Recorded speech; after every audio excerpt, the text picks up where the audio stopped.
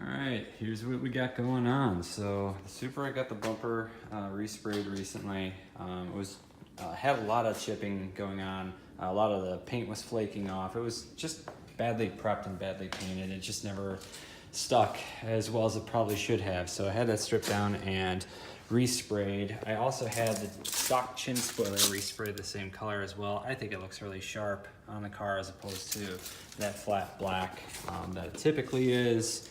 And then going on the inside, nothing too crazy in here, but I did take out the cluster here, as well as the HVAC. The lights were always flickering on it. It needs to be rebuilt, so I'm just gonna send that out to guy Stu.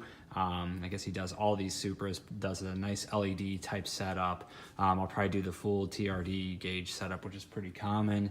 Otherwise on the interior, nothing else too crazy different. Down here, some of these trim pieces were kind of hanging off, and this under piece here you can't quite see, wasn't fastened, so I got 2 bolts for that on both sides, so that's nice and stable. The funny thing is when I was in here,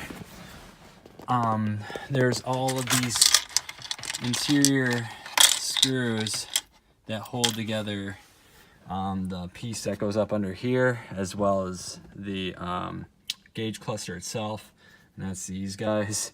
And in this car there was only 2 up here out of 5 that were holding this piece up here, and then the gauge cluster was only being held in by 1 of these when it's supposed to have 4. So I gotta get a bunch more of these little Toyota screws and make sure that I install it with adequate fasteners. But other than that, yeah, that's about it. Yeah, this needs to go. So pending I can get rid of the Chevelle here, I might be doing the T56 swap in this car, which I think would be a great candidate for it. It's a 98 turbo car, so I think it would work out really well with this. Grannis makes a nice swap-in kit, so that's my plan. I'll get the cluster rebuilt for now, and then we'll see what happens. Maybe over next winter I'll do a T56 swap, which should be pretty fun. I got a lift, so I mean, it would be a shame for me not to do it. It looks pretty straightforward. I've never worked on these cars before, but that's kind of part of the fun of it. More of a GM guy, but these cars are pretty fun.